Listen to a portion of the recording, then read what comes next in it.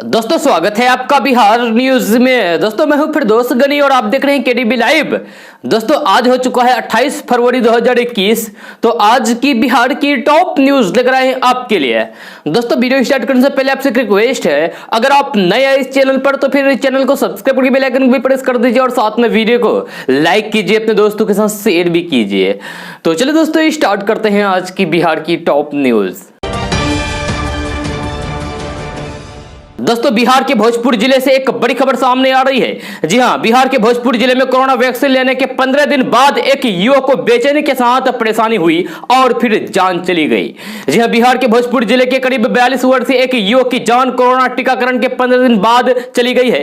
इसे लेकर जिले में तरह तरह की चर्चाएं हो रही है। वही जिला प्रशासन ने इस पर सफाई देते हुए कहा कि राजू राम को 9 फरवरी 2021 को कोरोना का वैक्सीन दिया गया था। राजू की जान दिनांक 24 फरवरी को गई। जिला प्रशासन की ओर से जारी बयान में कहा गया है कि राजू को 22 फरवरी को हल्का बुखार आया और सांस लेने में तकलीफ हुई, पर उन्होंने किसी भी प्रकार का चिकित्सीय सुझाव सलाह नहीं लिया। जी उन्होंने केवल बुखार के लिए दवा ली।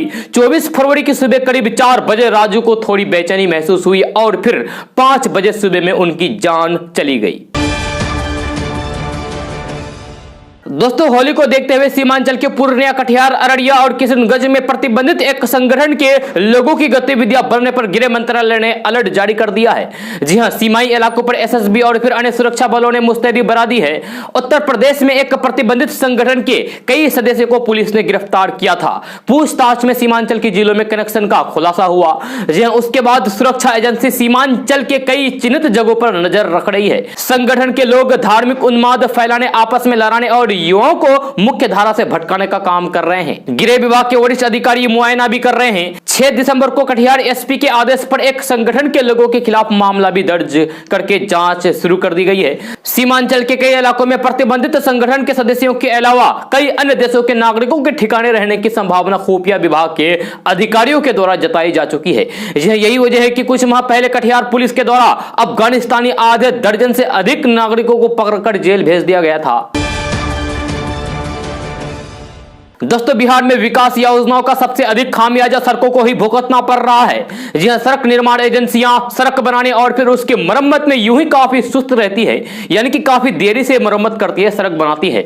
दूसरी तरफ दूसरे कई ऐसे विभाग हैं जो बनी बनाई सड़कों को खोदकर या फिर काटकर बर्बाद करने के लिए बदनाम हो चुके हैं। इसे देखते हुए सरकार ने एक बड़ा फैसला लिया है। जी हां, मुख्यमंत्री नल जल योजना में रोड काटकर छोड़ने वाले ठेकेदारों और फिर निर्माण एजेंसियों की अब खैर नहीं होगी। पंचायती राज विभाग ने हर हाल में ऐसे ठेकेदारों और फिर निर्माण एजेंसियों को सड़क का पूर्ण स्थापना यानी कि मरम्मत सुनिश्चित कराने का आदेश दिया है। ऐसा नहीं करने वाले ठेकेदारों के खिलाफ स्थानीय थाने में मुकदमा दर्ज कराने के आदेश भी दिए गए हैं। दोस्तों बिहार में सरकारी नौकरी पाने की चाहत रखने वालों के लिए खुशखबरी आई है। बिहार पुलिस में सिपाही से लेकर अधिकारी तक के खाली पड़े पदों पर जल्द ही बहाली होगी। जरूरत के मुताबिक नए पद भी सृजित किए जाएंगे। इस पूरी प्रक्रिया में महिलाओं को तरजीह दी जाएगी। इसका ऐलान खुद बिहार के मुख्यमंत्री नीतीश कुमार ने किया है। जी हां, बिहार पुलिस बल में महिलाओं की संख्या फिलहाल 23% हो गई है। मुख्यमंत्री नीतीश कुमार ने कहा है कि अगले 3 से 4 सालों में इसे 30 से 35% तक पहुंचा दिया जाएगा। मुख्यमंत्री नीतीश कुमार ने कहा है कि पुलिस बल में महिलाओं को 35% आरक्षण दिया गया है। जी उनकी घोषणा के मुताबिक बिहार में हजारों युवाओं के लिए बिहार पुलिस में नौकरी की राह खुलेगी। 35% के अनुपात को हासिल करने के लिए बिहार में 10,000 से अधिक महिलाएं पुलिस कर्मियों की बहाली करनी होगी। दोस्तों घर से निकले कचरे और गोबर के बदले अब रसोई गैस मिलेगी। जी इस तरीके से योजना बिहार में शुरू हो चुकी है। बिहार के मधुबनी कृषि विज्ञान केंद्र सुखेत ने इस योजना की शुरुआत की है। जी हाँ, वह इससे जैविक खाद बनाकर जुड़े परिवार वालों को गैस सिलेंडर भराने के लिए भुगतान करेगा। जी हाँ, यानी कि अगर आप घर से निकलने वाले कचरा या फिर गोबर देते हैं तो फिर उसके बदले आपको रसोई गैस मिलेगा। इसके लिए 9 कट्ठा जमीन 5 साल के लिए लीज पर ली गई है। डॉक्टर राजेंद्र प्रसाद केंद्रीय कृषि विश्वविद्यालय पूसा कचरे से जैविक खाद बनाने का पायलट प्रोजेक्ट चला रहे हैं। इसी के तहत उसके निर्देश में 4 फरवरी को इस योजना का शुभारंभ कृषि विज्ञान केंद्र सुखेत ने मछली गांव में किया है। मधुबनी जिला के मछली गांव में किया है। इससे गांव के 50 परिवारों को जोड़ा गया है। यह योजना के अनुपात इन परिवारों को गीला और सूखा कचरा अलग अलग रखने के लिए हरे और फिर नारंगी रंग की डस्टबिन दी जा रही है। इसके अलावा उन्हें मवेशी का गोबर भी देना होगा। केंद्र के कर्मी प्रतिदिन घर घर जाकर इसका उठाव करेंगे। इसे गांव में ही लीज पर ली गई जमीन पर एकत्रित किया जाएगा, यानी कि एक ही जगह किया जाएगा। इससे कचरे और गोबर को मिलाकर जैविक खाद बनाई जाएगी। इसकी बिक्री 6 रुपए प्रति किलो की जाएगी। कृषि विज्ञान केंद्र सुखेत के वरिष्ठ वैज्ञानिक सुधीर कुमार दास कहते हैं कि एक किसान को प्रतिदिन 2 मवेशी का गोबर और घर से निकला कचरा देना होगा। इसके बदले महीने में एक गैस सिलेंडर भराने की रकम का भुगतान किया जाएगा। अधिक मवेशियों का गोबर देने वाले किसान चाहेंगे तो उनको नगद भी भुगतान किया जाएगा। किसान इसके बदले खाद भी ले सकते हैं। दोस्तों, शिक्षित महिलाओं को रोजगार के लिए कई तरह की योजनाएं चलाई जा रही है, लेकिन अब अलग अलग तरह के हुनर रखने वाले अनपढ़ महिलाओं को भी आर्थिक सहायता देकर सरकार संबद्ध प्रदान करेगी। यह 7 निश्चय पार्ट 2 के तहत सशक्त महिला, सक्षम महिला अपना रोजगार के तहत महिलाओं को सरकारी सहायता प्रदान की जाएगी।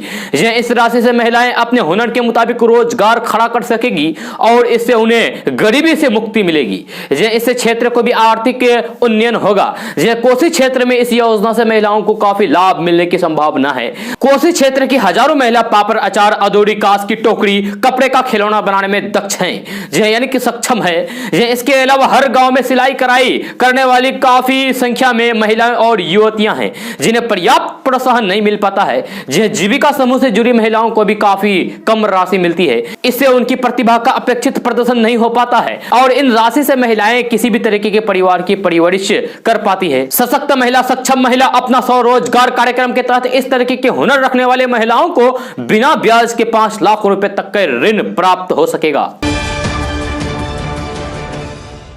दोस्तों, 5 राज्यों में विधानसभा चुनाव की तारीखों का ऐलान कर दिया गया है। जिन राज्यों और फिर केंद्र शासित प्रदेश में चुनाव होने हैं वो है पश्चिम बंगाल, तमिलनाडु, केरल, असम और पुडुचेरी।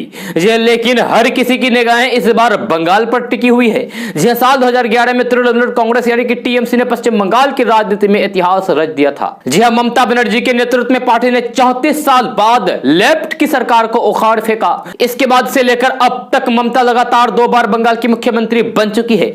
ऐसे में सवाल उठा है कि क्या दीदी इस बार भी जीत की हैट्रिक लगा पाएगी या फिर बंगाल में भगवा लहराएगा।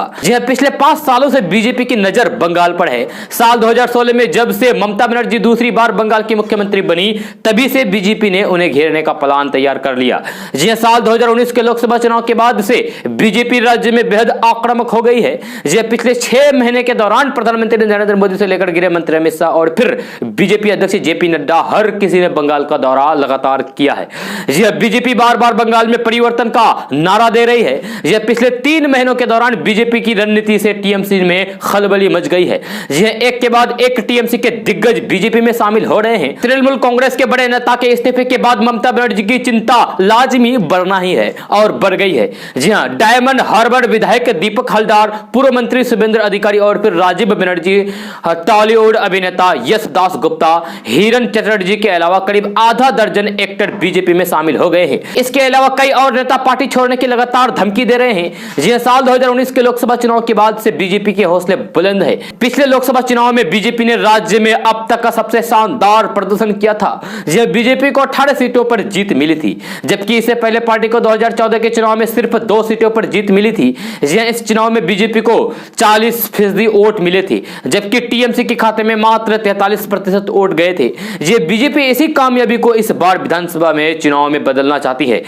बंगाल में बीजेपी के लिए सबसे बड़ी चुनौती यह है कि उनके पास ममता को टक्कर देने के लिए कोई भी सीएम पद का चेहरा नहीं है। बीजेपी दूसरे राज्यों की तरह यहां भी पीएम मोदी के नाम पर चुनाव लड़ रही है। हाल के दिनों में पूर्व क्रिकेटर और मौजूदा अध्यक्ष सौरभ गांगुली का नाम सीएम के दावेदारों के पद पर उठ रहा था, लेकिन हाल ही में उनके बीमार होने के चलते सक्रिय नहीं दिख रहे हैं। पश्चिम बंगाल में पिछले चुनाव के नतीजे की बात करें तो पिछली बार यानी कि 2016 के चुनाव में टीएमसी को 203 सीटों पर जीत मिली थी। ये ऐतिहासिक जीत थी।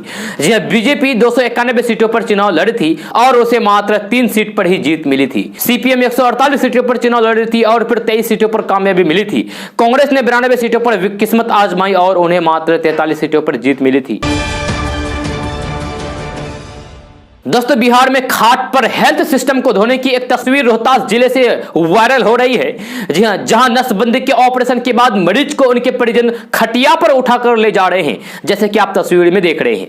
जी हां, यह तस्वीर रोहतास जिला के रोहतास प्रखंड के अकबरपुर के पास की है। बताया जाता है कि रोहतास प्रखंड स्थित प्राथमिक स्वास्थ्य केंद्र में बबन तालाब गांव के एक महिला की नसबंदी का ऑपरेशन हुआ था। एम्बुलेंस नहीं मिली तो परिजन खटिया को डोली बनाकर उसे गांव तक ले गए, जैसे कि आप ये दर्दनाक तस्वीर देख रहे हैं। जी हां, इस संबंध में सासाराम के civil surgeon doctor Sudhir Kumar ने बताया कि चूंकि मरीज का घर पहाड़ पर स्थित है जहां एम्बुलेंस जाने का रास्ता नहीं है, जी हां, अमूमन ऐसे गांव में मरीजों को खटिया या फिर अन्य तरीके से उठाकर ही ले जाया जाता है। जी हां, रोहतास के कैमूर पहाड़ी इलाकों में इस तरीके की तस्वीर आम है। जी हां, लेकिन आप समझ सकते हैं कि यह तस्वीर कितनी भयावह है। जी हां, पूरा हेल्थ सिस्टम मानो रोहतास जिला में खाट पर ही आ गया हो। जी हां, civil surgeon doctor Sudhir Kumar ने इस संबंध में रोहतास जिला प्राथमिक स्वास्थ्य केंद्र के प्रभारी से जानकारी मांगी है। सिविल सर्जन ने बताया कि इस संबंध में जांच की जाएगी कि किस परिस्थिति में मरीज को पहाड़ तक जाने का एम्बुलेंस तक नहीं मिला।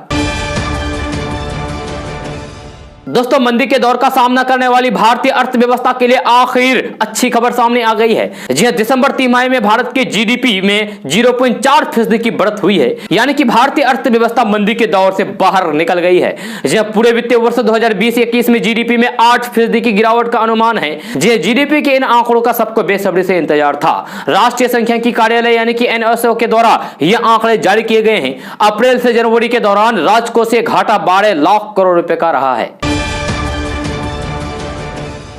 दोस्तों बिहार और यूपी सहित देश के कई राज्यों में इस समय राशन कार्ड बनवाने का काम चल रहा है।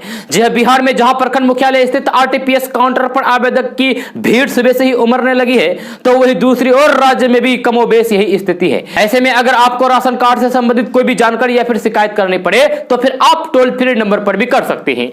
जी हां, केडीबी लाइव आपको टोल फ्री नंबर बताएगा। जी हां, कार्ड धारकों को मुफ्त अनाज लेने में भी दिक्कत आ रही है तो फिर वो भी इसकी शिकायत इस टोल फ्री नंबर पर कर सकते हैं। और ये टोल फ्री नंबर है 1800-180-2087। दूसरा नंबर है 1800-212-5512 और 1967 पर कॉल कर सकते हैं। दोस्तों पेट्रोल डीजल की बढ़ती कीमतों से आम आदमी अभी तक उबरा नहीं था कि खबरें आ गई है कि दूध की कीमतें भी सैकड़ों पार होने जा रही है। जी हां, ट्विटर पर एक हैशटैग वायरल हो रहा है। इसमें लिखा गया है कि 1 मार्च से दूध 100 रुपए लीटर। जी हां, और ये ट्रेंड में है। जी हां, इसके तहत दावा किया जा रहा है कि 1 मार्च से दूध की कीमत 100 रुपए प्रति लीटर होगी। इस खबर को सिंगू बॉर्डर पर प्रदर्शन कर रहे किसान नेता मलदीप सिंह के हवाले से पेश किया जा रहा है। केडीबी लाइव इस खबर को पुष्टि नहीं करता है। कोई भी नई खबर हो और फिर सोशल मीडिया पर बवाल ना हो, ऐसा तो हो ही नहीं सकता है।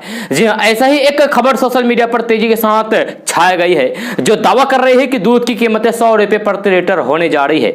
ट्विटर यूजर्स ने इसे देश में ट्रेंडिंग पर ला दिया है। जी खबर आने तक 1 मार्च से दूध 100 रुपए लीटर के साथ 54,000 से ज्यादा ट्वीट कर चुके हैं। दरअसल एक अखबार की कटिंग वायरल हो रही है जिसमें कीमतें बढ़ाने का दावा किया जा रहा है। जी वायरल खबर में लिखा है कि सिंगू बॉर्डर पर आंदोलनकारी संयुक्त किसान मोर्चा के पदाधिकारियों ने दूध के दाम बढ़ाने की बात कही है। भारतीय किसान यूनियन के जिला प्रधान मालदीप सिंह ने बताया कि 1 मार्च से किसान दूध के दामों में बढ़ोतरी करेंगे। 50 रुपए लीटर बिकने वाला दूध दोगुनी कीमत यानी कि 100 रुपए लीटर बेचा जाएगा। जी मालकित सिंह का कहना है कि केंद्र सरकार ने डीजल के दाम बढ़ाकर किसानों को घेरने का प्रयास किया था।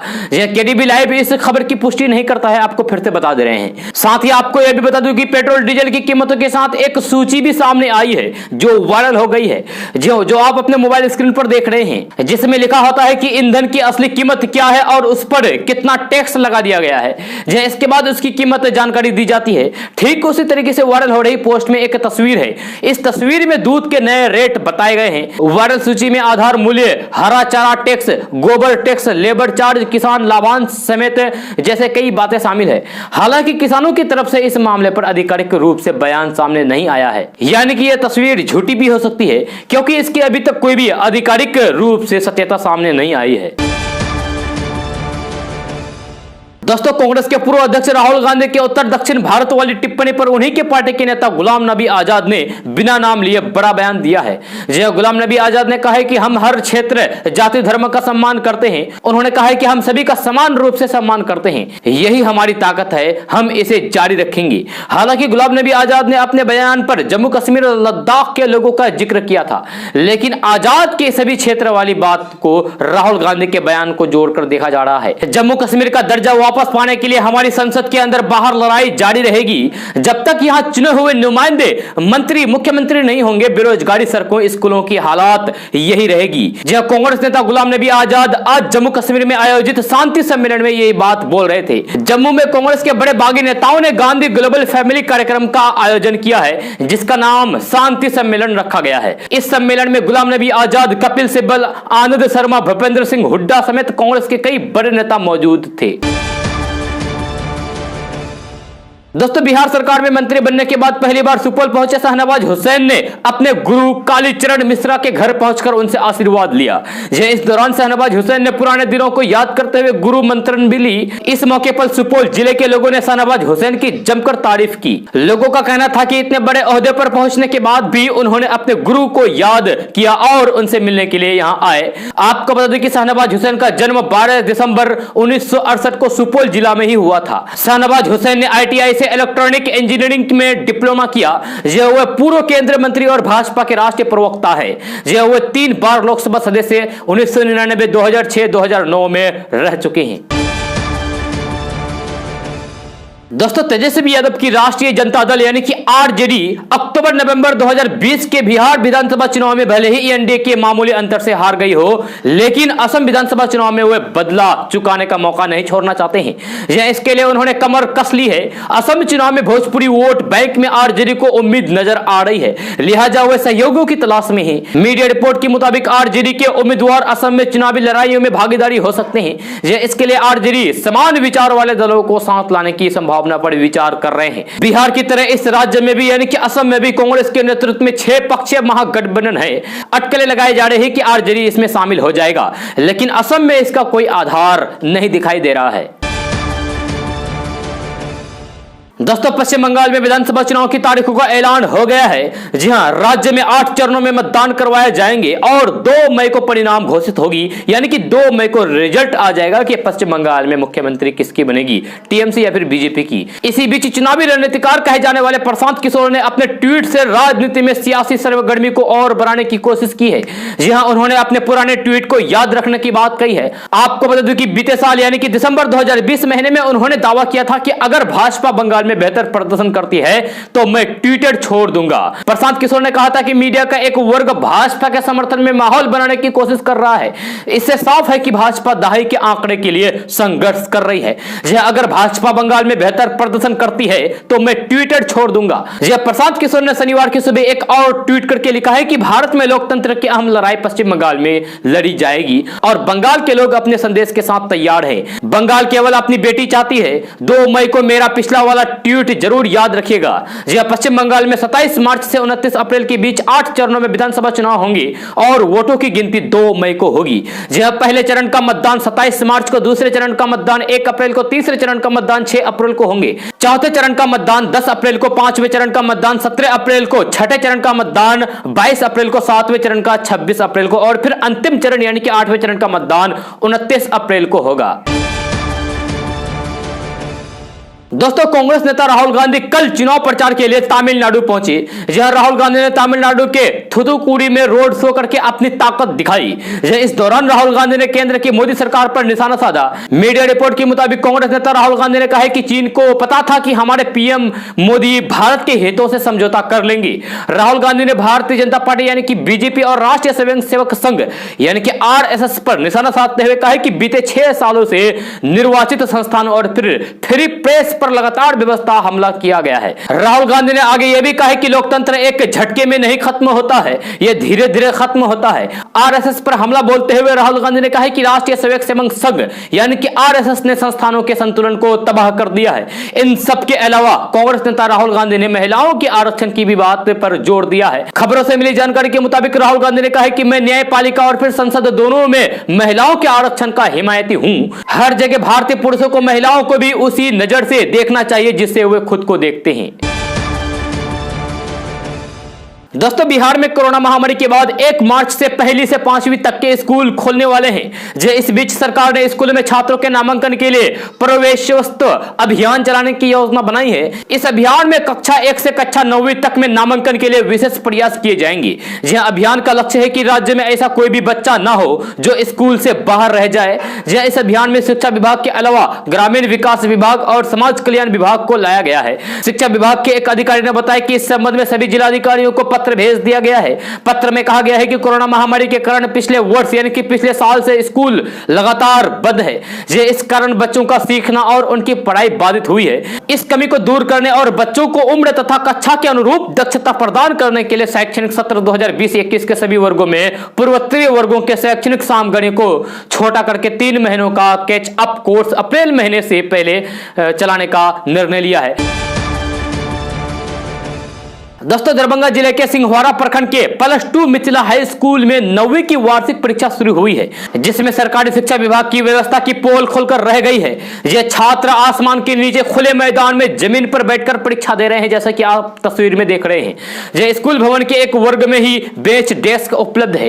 इस कारण छात्र पैर और साइकिल पर बैठकर परीक्षा देते नजर आते हैं। कई बार हाई स्कूल परिसर में भवन निर्माण की मांग स्थानीय जनप्रतिनिधियों ने की है, लेकिन विभाग के आला अधिकारी और फिर राजनेता इसको लेकर गंभीर नहीं दिखाई दे रहे हैं। हालात यह है कि भवन के अलावा और स्कूल बेंच और डेस्क की उपलब्धता नहीं के बराबर होने के कारण नियमित रूप से वर्ग संचालन में कठिनाइयां होती है। खुले में बैठकर परीक्षा देने से छात्र जमकर एक दूसरे की नकल करते हुए नजर आ रहे हैं, जैसे कि आप तस्वीर में देख रहे हैं। स्कूल परिसर में कदाचार मुक्त परीक्षा के तमाम दावे की हवा निकाली हुई नजर आ रही है। दोस्तों बिहार की राजधानी पटना में स्थित Indira Gandhi institute of medical science यानी कि IGIMS की स्थापना का 38 साल पूरा हो चुका है। इतने सालों में अस्पताल ने पूर्वोत्तर भारत में प्रमुख स्थान बना लिया है। लीवर और किडनी प्रत्यारोपण में असफलता मिलने के बाद अब अस्पताल में हृदय प्रत्यारोपण को लेकर कवायद तेज कर दी गई है। संस्थान के कैंसर सेंटर में नेपाल, असम, सिक्किम आदि स्थानों से भी मरीज यहाँ आते हैं। साल 1983 में भारत सरकार ने दिल्ली एम्स की तर्ज पर IGIMS को स्थापना करने की मंजूरी दी। इसके बाद अस्पताल ऑटोनोमस बॉडी के रूप में कार्य कर रहा है। दोस्तों अमेरिकी सरकार एक कानून बना रही है। उस कानून में मुस्लिमों के अमेरिका आने पर अब कभी भी प्रतिबंध नहीं लगेगा। मुस्लिम देशों के नागरिकों के अमेरिका आने पर लगे बैन को हटाने के बाद बाइडेन प्रशासन भविष्य की तैयारी में जुट गया है। अमेरिका में डेमोक्रेटिक पार्टी की 140 सांसदों ने मुसलमानों पर यात्रा प्रतिबंध लगाने से रोकने के लिए और धार्मिक आधार पर भेदभाव के खिलाफ संसद में एक विधेयक को फिर से पेश किया है। इससे पहले अमेरिका के 46वें राष्ट्रपति के तौर पर पदभार ग्रहण करते हुए बाइडेन ने मुस्लिमों पर लगे यात्रा प्रतिबंध को खत्म कर दिया था। आपको बता दें कि पूर्व राष्ट्रपति डोनाल्ड ट्रंप ने मुस्लिम यात्रा प्रतिबंध संबंधित विधेयक पेश किया था। इसमें न केवल मुस्लिम बहुल देशों से आने वालों पर रोक लगाई गई थी, बल्कि ईरान, उत्तर Korea, Syria, Libyan, Yemen, Somalia और वेनेजुएला के लोगों के प्रवेश को प्रतिबंध कर दिया था। लेकिन बाइडेन सरकार ने इन सबको प्रतिबंध को हटा दिया है। दोस्तों कांग्रेस के पूर्व अध्यक्ष राहुल गांधी महंगाई के मुद्दे पर लगातार केंद्र सरकार पर निशाना साध रहे हैं। राहुल गांधी ने आज एक बार फिर से ट्वीट करते हुए लोगों से पूछा कि क्या कोई ऐसी जगह है जहां रोजमर्रा का सामान मिलता हो और वहां जाकर आपको ऐसा ना लग रहा हो कि सरकार आपको लूट रही है। इससे पहले राहुल गांधी ने कल भी एक ट्वीट करके केंद्र सरकार पर निशाना साधा था। अपने ट्वीट में उन्होंने लिखा था कि रोजगार बंद, महंगाई बुलंद, सरकार मस्त, आंखें बंद, इसीलिए भारत बंद। इससे पहले कांग्रेस नेता राहुल गांधी ने पेट्रोल, डीजल और गैस की कीमतों में हो रही लगातार बढ़ोतरी पर मोदी सरकार पर निशाना साधा था। उन्होंने एबीपी न्यूज की खबर का स्क्रीनशॉट शेयर करते हुए लिखा था कि मोदी सरकार ने ठाना है जनता को लूट के जाना है, बस 2 लोगों का विकास कराना है। इसके साथ ही राहुल गांधी ने #फ्यूल लूट का इस्तेमाल किया। एक अन्य ट्वीट में राहुल गांधी ने लिखा था कि मोदी सरकार लोगों की जेब खाली करके मित्रों को देने का महान काम कर रही है। राहुल गांधी ने अपने ट्वीट में लिखा था कि पेट्रोल पंप पर गाड़ी में तेल डालते समय जब आपकी नजर तेजी से बढ़ते मीटर पर पड़े तब यह जरूर याद रखिएगा कि कच्चे तेल का दाम बढ़ा नहीं है बल्कि कम हुआ है। यह पेट्रोल 100 रुपए लीटर हो गया है। मोदी सरकार आपकी जेब खाली करके मित्रों को देने का महान काम मुफ्त में कर रही है। दोस्तों, पेट्रोल, डीजल और एलपीजी गैस सिलेंडर की कीमतों में लगातार हो रही बढ़ोतरी के खिलाफ कांग्रेस पूरी तरीके से हमलावर है। भारतीय युवा कांग्रेस की ओर से आज इन सभी की बड़ी कीमतों और फिर बढ़ती महंगाई के खिलाफ केंद्रीय मंत्री स्मृति ईरानी के आवास पर हमला बोल डाला। यह कांग्रेस कार्यकर्ताओं ने हाथों में सिलेंडर और फिर तख्तियां लेकर कीमतों को वापस लेने की मांग की और केंद्र सरकार के खिलाफ जमकर नारेबाजी भी की। यह साथ ही पेट्रोलियम मंत्री धर्मेंद्र प्रधान के पेट्रोलियम कीमतों की बढ़ोतरी पर दिए गए बेतुके बयान पर उनके इस्तीफे की मांग की। प्रदर्शनकारी कांग्रेस कार्यकर्ताओं को पुलिस ने हिरासत में भी लिया और फिर बस में भरकर ले गई। एक प्रदर्शनकारी ने कहा कि सरकार की लचर नीतियों से त्रस्त आ चुकी जनता को सरकार लगातार झटके पर झटका दे रही है। ऐसी विषम परिस्थिति में दुनिया की किसी भी सरकार ने अपनी जनता पर इतने अत्याचार नहीं किए होंगे जितने मोदी सरकार कर रही है। दोस्तों, सीएसबीसी ने बिहार पुलिस लेडी कांस्टेबल परीक्षा फाइनल रिजल्ट में सफल होने वाले उम्मीदवारों के लिए ज्वाइनिंग से संबंधित नोटिस जारी किया है। सफल होने वाले उम्मीदवार आधिकारिक वेबसाइट csbc.bis.nic.in पर विजिट करके नोटिस पढ़ सकती है। जी, आधिकारिक नोटिस के अनुसार सीएसबीसी द्वारा बिहार स्वाभाविक पुलिस बटालियन में सिपाही लेडी कांस्टेबल की 454 का खाली पड़े पदों पर सत्यापन प्रक्रिया शुरू होने वाली है। यह भर्ती के लिए चयनित उम्मीदवारों को 1 मार्च से 25 मार्च 2021 तक सत्यापन के लिए आवश्यक दस्तावेजों के साथ समादेष्टा बिहार स्वाभिमान पुलिस बटालियन वाल्मीकि नगर बगहा के कार्यालय में व्यक्तिगत रूप से ज्वाइनिंग करना होगा। अगर उम्मीदवार निर्धारित की गई तारीख में सत्यापन नहीं करवा पाएंगी तो फिर उनकी उम्मीदवारी रद्द कर दी जा सकती है। दोस्तों, बिहार सरकार ने 1 मार्च से प्राइमरी की कक्षाएं शुरू करने का ऐलान कर दिया है। इससे पहले सरकार ने 5वीं तक की कक्षाएं खोलने का निर्णय लिया था। इसके तहत 1 मार्च से पहले से 5वीं तक की भी क्लास शुरू हो रही है। हालांकि ऑफलाइन कक्षा शुरू होने के बाद भी कुछ special problem solving offline class चालू रहेंगे। अभिभावक की सहमति के बाद ही बच्चों को स्कूल बुलाया जाएगा। स्कूलों के अनुसार पहले कुछ दिन बच्चों को कोरोना प्रोटोकॉल से अभ्यास कराने के लिए एक्टिविटी बेस्ड कार्य कराए जाएंगे। यह सरकार ने स्कूलों के लिए जो एसओपी जारी की है उसके अनुसार बच्चों को बुलाए जाने का निर्देश है। बच्चों का लंच ब्रेक होगा, लेकिन बच्चे अपनी सीट पर ही लंच करेंगी। इस पर शिक्षकों का विशेष ध्यान रहेगा कि बच्चे लंच एक दूसरे से शेयर ना करें। वहीं एक साधारण क्लास में सिंगल बेंच पर एक बच्चे 6 फुट की दूरी पर बैठेंगे और अधिकतम 20 से ज्यादा बच्चे नहीं होंगे। जी, अधिकांश स्कूल खासकर कक्षा 1 से 5वीं तक के बच्चों पर कुछ दिनों तक पढ़ने का दबाव नहीं डालेंगे। जिसके घर शीशे के होते हैं वे दूसरे पर पत्थर नहीं फेंका करते हैं। जी हाँ, ये जवाब है राजद के उस दावे के बाद जेडीयू का। जी हाँ, बिहार राजद की तरफ से कहा गया था कि बहुत जल्द जेडीयू के बंगाल की एक पूरी इकाई राजद में शामिल हो जाएगी। इसी बयान के जवाब में जेडीयू के बंगाल प्रभारी गुलाम रसूल बलियावी ने शायराना अंदाज में यह प्रतिक्रिया दी है। यह दरअसल राजद के वरिष्ठ नेता भाई वीरेंद्र ने दावा किया है कि बंगाल में जेडीयू की पूरी टीम बहुत जल्द राजद में शामिल हो जाएगी। इस दावे के बाद बिहार की सियासत गर्मा गई। भाई वीरेंद्र ने यह दावा तब किया जब तेजस्वी यादव बंगाल और फिर असम के दौरे पर हैं। यह सूत्र बताते हैं कि बंगाल में जेडीयू की प्रदेश इकाई के महत्वपूर्ण लोगों से तेजस्वी यादव की मुलाकात हो सकती है। इसी आधार पर बिहार राजद के नेता इस तरीके का दावा कर रहे हैं। आपको बता दें कि राजद के मिशन जेडीयू बंगाल को सफल बनाने के लिए पार्टी के वरिष्ठ नेता श्याम रजक और फिर अब्दुल बारी सिद्दीकी पहले से ही बंगाल के दौरे पर हैं। खबर है कि ये दोनों नेता बंगाल जेडीयू के नेताओं से संपर्क में भी है। ऐसे में सियासत के गलियारों में चर्चा का दौर शुरू होना लाजमी है। लेकिन जेडीयू के बंगाल प्रभारी गुलाम रसूल बलियावी इन खबरों का खंडन कर रही है। उन्होंने कहा है कि बंगाल जेडीयू के प्रभारी अशोक घोष कल पटना में थे। उनसे मुलाकात हुई और बंगाल में जेडीयू पूरी तरीके से एक साथ किस्मत आजमाएगी। जदयू नेता ने दावा किया है कि बंगाल में राजद अपना घर संभाले। हम किसी को तोड़ने में विश्वास नहीं रखते हैं, लेकिन अगर हमारी पार्टी में कोई आता है तो फिर उसका मोस्ट वेलकम है, स्वागत का है। दोस्तों, बिहार विधानसभा में बजट सत्र में नेता प्रतिपक्ष तेजस्वी यादव के निशाने पर अब तक पूरा एनडीए का कुनबा रहा है। तेजस्वी यादव कल विधानसभा में शायराना अंदाज में नजर आए। तेजस्वी यादव सरकार पर हमलावर तो थे, सरकार की कमियों को एक एक करके उजागर करते रहे। डिप्टी सीएम तारकिशोर प्रसाद के शायराना का जवाब उन्होंने शायराना अंदाज में दिया। उन्होंने कहा कि मुझ में 1000 खामियां हैं, माफ कीजिए, पर अपने आईने को भी साफ कीजिए। तेजस्वी यादव के इस शायरी का जवाब तारकिशोर प्रसाद दे पाते कि उससे पहले ही तेजस्वी यादव ने दूसरी शेर पढ़ पर डाला। उन्होंने कहा कि मेरे लिए फकत आसमां है उड़ने के लिए, मेरे लिए जमीन है साफ करके चलने के लिए। तेजस्वी, नीतीश कुमार और बीजेपी के नेताओं पर हमलावर तो थे ही, कल उन्होंने वीआईपी पार्टी के सुप्रीमो और बिहार सरकार के पशु एवं मत्स्य मंत्री मुकेश सहनी के लिए भी बड़ी बात कह डाली। तेजस्वी यादव बीजेपी और जेडीयू में हुए मंत्रालय की बंटवारे की चर्चा कर रहे थे। इसमें उन्होंने कहा कि जेडीयू के पास जो मंत्रालय है उन सभी को जोड़ दिया जाए तो फिर जो बजट की राशि है बीजेपी के सभी मंत्रालय से ज्यादा है। इसी बीच वीआईपी प्रमुख मुकेश सहनी ने तेजस्वी यादव को रोकना चाहा। इस पर तेजस्वी यादव ने मुकेश सहनी को यह कहकर बैठ जाने की बात कही कि आप तो कुछ नहीं बोलिए, यही अच्छा है क्योंकि आप खुद रिचार्ज कूपन हैं। दोस्तों, उत्तर प्रदेश के गोरखपुर से आने वाले डॉक्टर कफील खान ने कल राजस्थान के मुख्यमंत्री अशोक गहलोत से मुलाकात की। यह डॉक्टर कफील खान ने सीएम आवास पर जाकर राजस्थान सरकार की पहल हेल्थ फॉर ऑल पर चर्चा की, जिसे गहलोत सरकार ने प्रख्यात स्वास्थ्य पेशेवरों के साथ लॉन्च किया है। साथ ही मुलाकात में मुख्यमंत्री ने उत्तर प्रदेश सरकार द्वारा उनके साथ किए गए अन्याय के खिलाफ मदद करने का पूरा आश्वासन दिया है। मुलाकात के बारे में डॉक्टर कफील खान ने अपने ट्विटर हैंडल पर कहा कि माननीय अशोक गहलोत सर के साथ हेल्थ फॉर ऑल पर चर्चा की। जयपुर में गहलोत के आवास पर बैठक के दौरान डॉक्टर कफील खान ने उन्हें 1 करोड़ 10 लाख परिवारों को मुफ्त चिकित्सा कवरेज देने वाले आयुष्मान भारत महात्मा गांधी राजस्थान स्वास्थ्य बीमा योजना के लिए बधाई दी। जब डॉक्टर कफील खान ने राजस्थान सरकार के समर्थन के लिए भी उनका धन्यवाद दिया। दोस्तों, बिहार के युवाओं के लिए अच्छी खबर है। बिहार में नौकरी की बहार की शुरुआत बस होने वाली है। यह दरअसल बिहार के 1200 हाई स्कूल और फिर कॉलेजों में लाइब्रेरियन की बहाली होगी। इसमें लगभग 900 हाई स्कूल और फिर 300 लाइब्रेरियन की बहाली कॉलेजों में होगी। जी हां, बहाली प्रक्रिया बीएसएससी के माध्यम से पूरा किया जाएगा। शिक्षा मंत्री विजय कुमार चौधरी ने विधान परिषद में शिक्षा विभाग प्रेमचंद्र मिश्रा के सवाल का जवाब दे रहे थे। उन्होंने कहा कि बिहार के उच्च माध्यमिक स्कूलों और अधिभूत कॉलेजों में पुस्तकालय अध्यक्ष की नियुक्ति जल्द होगी।